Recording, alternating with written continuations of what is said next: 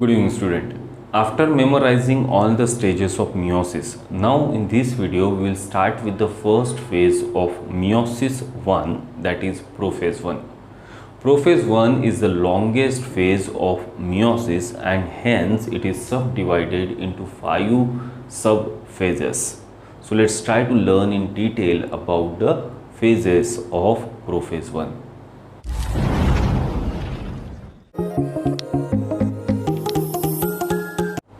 In case of meiosis, the two important things which we have to remember from the NEET point of view are the phases, the event which will take place in that phase, and the particular diagram of that phase.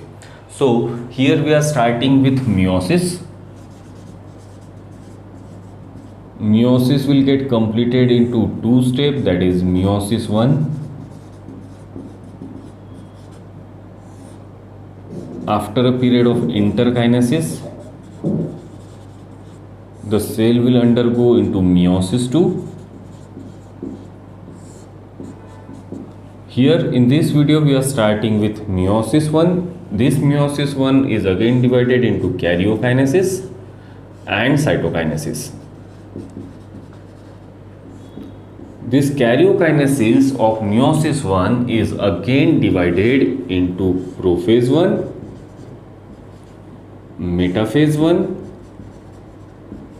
anaphase 1 and telophase 1. So in this video we are starting with this prophase 1. This prophase 1 is the longest phase of meiosis. So it is a longest phase of meiosis and hence it is further subdivided into 5 subphases, in which the first one is leptotene. Then the second one is zygotene. The third is pachytene. The fourth one is diplotene. And the fifth one is dikinesis. So here in this video we will go step by step to learn all the subphases of prophase 1. We will start with leptotene, then we will go to zygotene, then pachytene, then diplotene and then dikinesis. तो हम एक एक करके हमने जो meiosis की division चालू की, तो मियोसिस जो सेल डिवीजन है वो दो स्टेप में कंप्लीट होगी, मियोसिस 1 एंड मियोसिस 2. इन दोनों डिवीजन के बीच में एक छोटा सा गैप है जिसको हम इंटरकाइनेसिस कहते हैं. हम मियोसिस 1 चालू करेंगे. मियोसिस 1 भी दो स्टेजेस में कंप्लीट होंगी. पहले न्यूक्लियस का डिवीजन होगा जिसे हम कैरियोकाइनेसिस कहते हैं और फिर साइटोप्लाज्म का डिवीजन होगा जिसे हम साइटोकाइनेसिस कहते हैं. ये जो कैरियोकाइनेसिस है ये 4 स्टेजेस में होता है, प्रोफेज 1, मेटाफेज 1, एनाफेज 1 और टीलोफेज 1, जिसमें से हम चालू करने वाले हैं प्रोफेज 1. अब ये प्रोफेज 1 जो है वो लॉन्गेस्ट फेज है मियोसिस की, इसीलिए इसे हम फर्दर सब डिवाइड करते हैं इनटू 5 सब फेजेस, जिसमें से पहली स्टेज है लेप्टोटीन, फिर है जाइगोटीन, पैकेटीन, डिप्लोटीन और डाइकाइनेसिस. तो हम एक एक करके एक एक स्टेज के बारे में पूरी इंफॉर्मेशन लेंगे. हम वो सारे एमसीक्यू लिस्ट डाउन करेंगे जो एक पर्टिकुलर स्टेज के ऊपर आते हैं, और हमें यहाँ डायग्राम पे स्पेशली ध्यान देना है, क्योंकि अगर आपके विजुअलाइजेशन में डायग्राम होगी तो आप इजीली उस स्टेज के इवेंट्स ध्यान में रख सकते हैं. So will start with the leptotene. So before starting the meiosis the cell must have completed the interphase. तो जो भी सेल ने इंटरफेस कंप्लीट किया होगा वो सेल इस तरीके से दिख रहा होगा कि ये एक सेल है जिसका न्यूक्लियस दिख रहा होगा, इसके पास 2 सेंट्रियोल्स दिख रहे होंगे क्योंकि इसने इंटरफेस कंप्लीट कर ली है. उसके बाद इसका जो क्रोमैटिन नेटवर्क है वो अभी टैंगल्ड फॉर्म में दिख रहा होगा और यहाँ न्यूक्लियोलस दिख रहा होगा. तो ये जो सेल है, इस सेल ने अभी इंटरफेस कंप्लीट की है और अब मियोसिस के लिए ये जाएगा लेप्टोटीन फेज में, यानी प्रोफेज 1 की फेज में. सो ये सेल में क्या चेंजेस होंगे when this cell will come into the phase of leptotene. So हम लेप्टोटीन के बारे में पढ़ेंगे. लेप्टोटीन में हमें कौन से इवेंट ध्यान में रखने, तो लेप्टोटीन ये प्रोफेज की स्टेज है। प्रोफेज में जो हमने माइटोसिस में इवेंट सीखे थे वो सेम टू सेम यहाँ पर भी होंगे, एडिशनली कुछ चेंजेस होंगे बिकॉज ये सारी स्टेजेस मियोसिस की है। तो प्रोफेज होने के कारण जो सबसे पहला इवेंट होता है प्रोफेज का वो होता है condensation of chromatin fibres to become chromosome और क्रोमैटिड। सो क्रोमैटिन फाइबर जो है वो कंडेंसेशन चालू करेंगे। तो leptotene in this phase the chromatin network will start condensing to become chromatid. So here there will be condensation of chromatin fibres to become chromatid will start.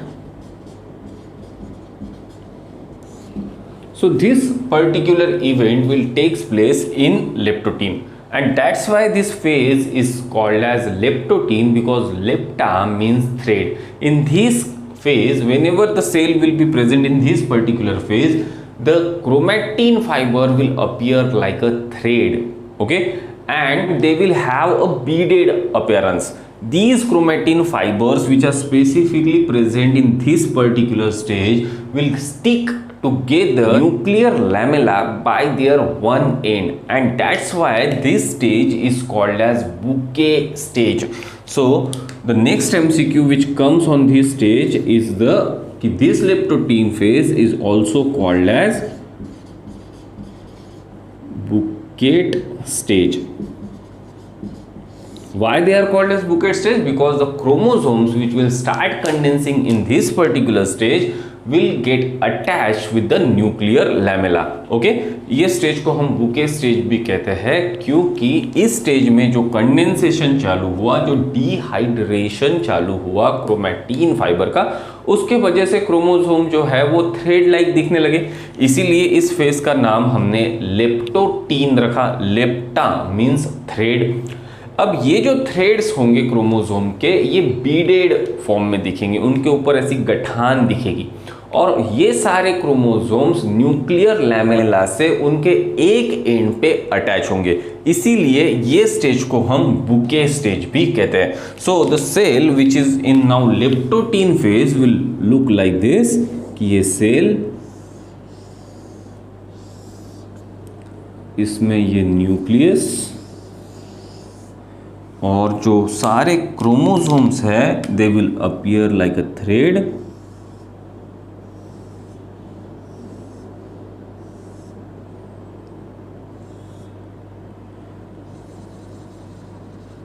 and they will have beaded appearance. This whole arrangement of chromosome in leptotin will look like a bouquet of flower, and these chromosomes are attached with their one end to the nuclear lamella. Okay, and that's why this stage is called as bouquet stage. ये सारे के सारे chromosome nuclear lamella से एक side पे attach है और इसके वजह से उसको फ्लावर की बुके की तरह अपीयरेंस आ रहा है, इसलिए ये स्टेज को हम बुके स्टेज भी कहते हैं। So there are two particular MCQ which comes on the phase of leptotene. Lepta means thread. Do remember this thing. Then after leptotin, the cell will enter into the second phase, that is zygote. So a cell which will enter into the phase of zygote, which particular event? Zygote. Which particular event the cell will undergo in zygote? So which all MCQ will come on this zygote phase? zygote phase पे कौन कौन से MCQ आएंगे? तो यहाँ 3-4 बहुत important MCQ आते हैं। सबसे पहला MCQ जो zygote phase पे आता है वो है पेयरिंग ऑफ होमोलॉगस क्रोमोसोम। जो होमोलॉगस क्रोमोसोम होंगे वो इस फेज में पेयरिंग करना शुरू कर देंगे, resulting into a bivalent formation, and this process is called as synapsis. Okay, so ये 3 इंपॉर्टेंट एमसीक्यू जाइगोटीन इस फेज पे आएंगे। Zygotene phase is characterized by pairing of homologous chromosome. Homologous chromosome का जो पेयरिंग शुरू होता है वो जाइगोटीन फेज में चालू होता है। This is a characteristic event of zygotene. ये जो पेयरिंग होता है होमोलोगस क्रोमोसोम का, इस बाइवैलेंट फॉर्मेशन होता है और इस पूरी प्रोसेस को हम बोलते हैं सिनेप्सिस। अब जब दो होमोलोगस क्रोमोसोम एक साथ आ जाते हैं तो उन्हें एक जगह पे स्टिक करके रखने के लिए, सो दैट वो इधर उधर नहीं जाए, एक कॉम्प्लेक्स उनके आजू बाजू में अराउंड फॉर्म होता है। इस कॉम्प्लेक्स को हम बोलते हैं synaptonemal complex. So formation of synaptonemal complex will also takes place in this particular phase, that is zygotene. So जो नेक्स्ट एमसीक्यू स्टेज पे आता है वो आता है फॉर्मेशन ऑफ सिनेप्टोनेमल कॉम्प्लेक्स। सो ये 4 एमसीक्यू जाइगोटीन फेज के ऊपर आते हैं। पहला एमसीक्यू आता है कि पेयरिंग ऑफ होमोलोगस क्रोमोसोम कब चालू होता है, आंसर इज जाइगोटीन। दूसरा एमसीक्यू आता है बाइवैलेंट फॉर्मेशन कब होता है, तो बाइवैलेंट फॉर्मेशन का भी आंसर आएगा जाइगोटीन। उसके बाद सिनेप्सिस कहां पे होता है, तो सिनेप्सिस का भी आंसर आएगा जाइगोटीन। और सिनेप्टोनेमल कॉम्प्लेक्स कब फॉर्म होता है, आंसर आएगा जाइगोटीन। सिनेप्टोनेमल कॉम्प्लेक्स पे 3 क्वेश्चन आते हैं कि सिनेप्टोनेमल कॉम्प्लेक्स कब फॉर्म होता है, ये कब डिसॉल्व होता है और ये कौन कौन सी स्टेजेस में दिखता है। सो फॉर्मेशन जो है सिनेप्टोनेमल कॉम्प्लेक्स का वो जाइगोटीन फेज में होता है। Synaptonemal complex consist of 5% RNA and 95% protein. Okay, ये भी एक एमसीक्यू है कि सिनेप्टोनेमल कॉम्प्लेक्स जो होता है वो 5% आरएनए प्लस 95% प्रोटीन से बना होता है। ओके, अब सवाल उठता है कि ये पेयरिंग ऑफ होमोलोगस क्रोमोसोम क्या है। होमोलोगस क्रोमोसोम क्या होते हैं, structurally and genetically same chromosomes are called as homologous chromosome. ये बहुत कंसेप्चुअल पार्ट है, ये समझना बहुत इंपॉर्टेंट होगा कि होमोलोगस क्रोमोसोम्स क्या होते हैं। होमो means same, logos means location, तो ऐसे क्रोमोसोम जिनके ऊपर जीन्स का लोकेशन सेम है उन क्रोमोसोम को हम होमोलोगस क्रोमोसोम कहते हैं। लेट्स से फॉर एग्जांपल कि हमारे पास 46 क्रोमोसोम है ह्यूमन के हर एक सेल में, लेकिन ये 46 क्रोमोसोम जो है वो 23 की पेयर्स में है। इसमें से एक पेयर हमें हमारे मैटरनल साइड से मिली और एक पेयर हमें हमारे पैटर्नल साइड से मिली। सो जब भी एक सेट बनेगा 23 क्रोमोसोम का, तो यहां पे 1 2 3 4 ऐसे करते करते 23 क्रोमोसोम एक सेट में रहेंगे फ्रॉम मैटरनल साइड, और यहां पे 1 2 3 4 ऐसे करते करते 23 क्रोमोसोम रहेंगे पैटर्नल साइड के सेट में। तो पैटर्नल साइड का फर्स्ट क्रोमोसोम और मैटरनल साइड का फर्स्ट क्रोमोसोम, ये जो पेयर है इस पेयर को हम होमोलोगस क्रोमोसोम कहते हैं। सिमिलरली मैटरनल साइड का 4th क्रोमोसोम और पैटर्नल साइड का 4th क्रोमोसोम, तो ये भी होमोलोगस क्रोमोसोम्स है। तो इन टोटल हमारे पास 23 होमोलोगस क्रोमोसोम्स की पेयर है। अब ये जो होमोलोगस क्रोमोसोम होते हैं वो स्ट्रक्चरली और जेनेटिकली सेम होते हैं। इसका क्या मीनिंग है, स्ट्रक्चरली सेम मींस कि एक क्रोमोसोम अगर मैटरनल साइड का सब मेटासेंट्रिक है या तो फिर मेटासेंट्रिक है, तो पैटर्नल साइड का क्रोमोसोम भी मेटासेंट्रिक या तो फिर सब मेटासेंट्रिक रहेगा। इसका मतलब कि अगर मैटरनल साइड का यानी मदर की तरफ से आया हुआ 1 नंबर का क्रोमोसोम अगर मेटासेंट्रिक है, तो पैटर्नल साइड का 1 नंबर वाला क्रोमोसोम भी मेटासेंट्रिक रहेगा। ये हो गए structurally equal, okay, structurally same, clear. अब इमेजिन करो कि ये 4th नंबर का क्रोमोसोम है, ये मैटरनल साइड का सब मेटासेंट्रिक है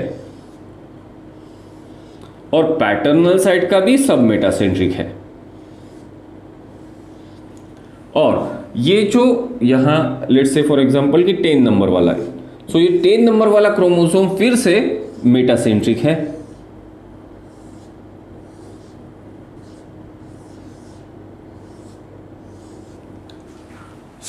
ये जो हमने एग्जाम्पल के लिए 3 क्रोमोसोम्स की पेयर बनाई, इसमें से ये 2 मेटासेंट्रिक है और ये 2 भी मेटासेंट्रिक है। अगर हम सिर्फ स्ट्रक्चरली इक्वल क्रोमोसोम की बात करें, स्ट्रक्चरली सेम क्रोमोसोम की बात करें, तो ये भी मेटासेंट्रिक है और ये भी मेटासेंट्रिक है, तो इन दोनों की पेयर लगनी चाहिए? नहीं, हमें होमोलॉगस क्रोमोसोम के लिए structurally as well as genetically same chromosome चाहिए। यानी यहां इस क्रोमोसोम पे जो जीन्स है वही जीन्स की कॉपी इस क्रोमोसोम पे भी है, और इसीलिए ये स्ट्रक्चरली भी सेम है और ये जेनेटिकली भी सेम है। लेट्स से फॉर एग्जांपल आपने मेंडल पढ़ा है 10th स्टैंडर्ड में, और 10th स्टैंडर्ड में मेंडल में हमने कैपिटल टी देखा था। तो capital T is a gene responsible for the tallness of the plant.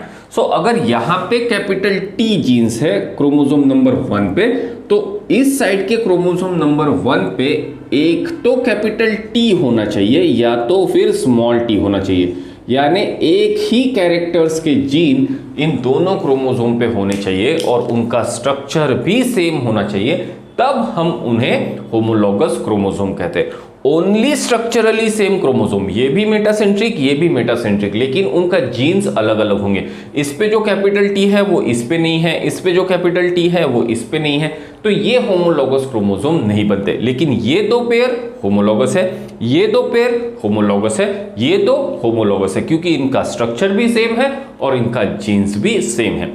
तो जब भी सेल जाइगोटीन फेज में आएगा, These homologous chromosome will start pairing, और इनके पेयर से 2-2 क्रोमोसोम दिखना चालू होंगे। तो दिस पर्टिकुलर थिंग, 2 क्रोमोसोम वाला जो स्ट्रक्चर है, it is called as bivalent formation.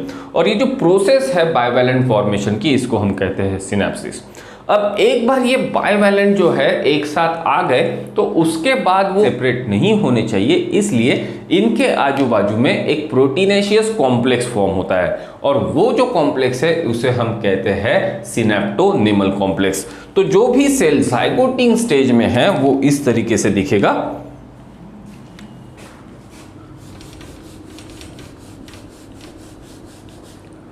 ये सेल यहाँ आपको एस्टर फॉर्म हो चुका होगा, बिकॉज ये प्रोफेज है, तो माइटोसिस में भी हमने एस्टर फॉर्म किया था, और इस एस्टर की मूवमेंट अपोजिट पोल की तरफ चालू हो चुकी होगी। और यहाँ एक सेल की न्यूक्लियर मेम्ब्रेन है, और इस न्यूक्लियर मेम्ब्रेन के अंदर जो होमोलॉगस क्रोमोसोम हैं वो आपको पेयर्स में दिखेंगे।